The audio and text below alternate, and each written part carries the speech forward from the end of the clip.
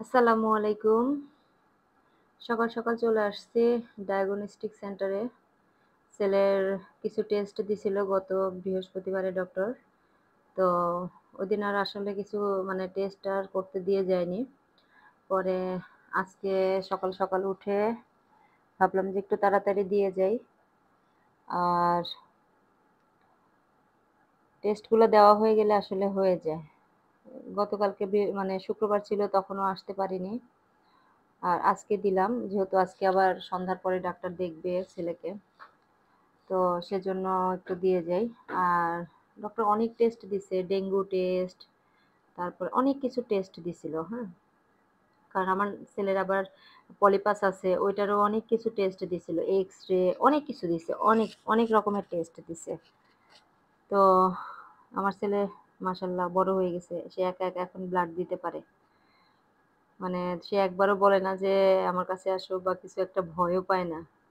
আগে ছোটবেলায় একটু ভয় পেত। কিন্তু প্রায় ৫-৬ বছর পর থেকে বয়স থেকে সে একা একাই ব্লাড দিতে পারে।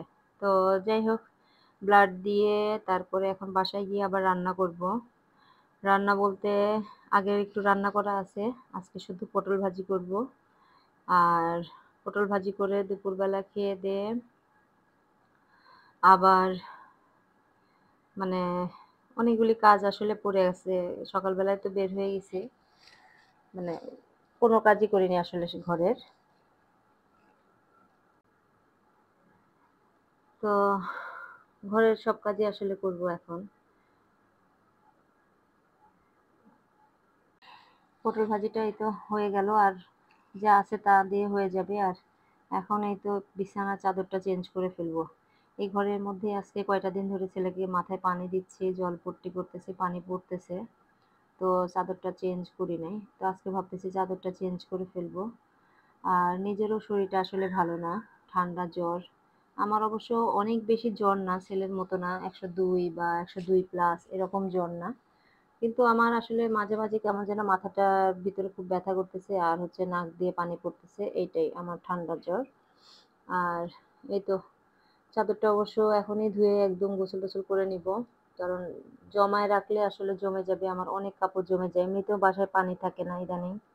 মানে আমাদের বাড়িওয়ালা মামা নাকি ১ ঘন্টার বেশি পানি ছাড়তে নিষেধ করে। যখনই ছাড়বে ১ ঘন্টা। কিন্তু ১ ঘন্টা উনারা ছাড়তে, ছাড়তে আমার বাসায় পানি আসতে, আসতে বন্ধ হয়ে যায়। তো এই তো এই আরকি কপাল খারাপ হলে যেটা হয়। যাই হোক, এখন এই তো বিকেলের জন্য একটু পাস্তা রান্না করে রেখে যাবো। বিকেলে বলতে কি রাতের বেলা এসে এটাই খাবে। ছেলে ভাত খাবে না। যাবো হচ্ছে ওকে নিয়ে ডাক্তারের কাছে প্লাস আ ওর কোচিং আছে। স্পোকেন ক্লাস আছে। সে গতকালকে যায়নি, আজকে যেতে চাচ্ছে। আমি অবশ্য না করতেছিলাম, যাওয়ার দরকার নেই, শুধু ডাক্তার দেখায় চলে আসি। কিন্তু সে বলতেছে সে যাবে। তো কি করার? তার খুব ইচ্ছা হয়েছে যাওয়ার জন্য।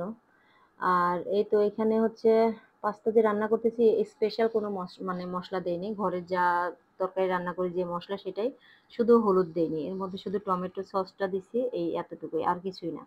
আর ডিমটা দিলাম। যেহেতু চিকেন নাই। এর মধ্যে কি হইছে, ছেলের টিচার আসছে আজকে। এসে একটা নোটের কথা বলতেছে। সেই নোটটা যে এত যত্ন করে আমি কোথায় রাখছি, বেশি যত্ন করতে গিয়ে আমি ভুলে গেছি। আমি আসলে কোথায় রাখছি। পুরা আলমারি কাপড় নামাইছি কিন্তু পাই নাই। তো আর কতক্ষণ খুঁজবো? খুঁজতে, খুঁজতে একদম পুরা হয়রান হয়ে গেছি। তো পরে দেখা যাবে কোথায় আসলে আছে না আছে। তো এর মধ্যে আবার একটু নাস্তাও রেডি-টেডি করে রেখে-টেখে করে যাচ্ছি। যেন আমার রাতের বেলা এসে আর কোনো ঝামেলা না হয়। আসলে ডাক্তারও ৬টার দিকে বসবে, এদিকে ক্লাসেও যাবো। তো আজকের মতো আসলে এই পর্যন্তই। সবাই ভালো থাকবেন, সুস্থ থাকবেন, সাবধানে থাকবেন। আমার বাচ্চাটার জন্য দোয়া করবেন।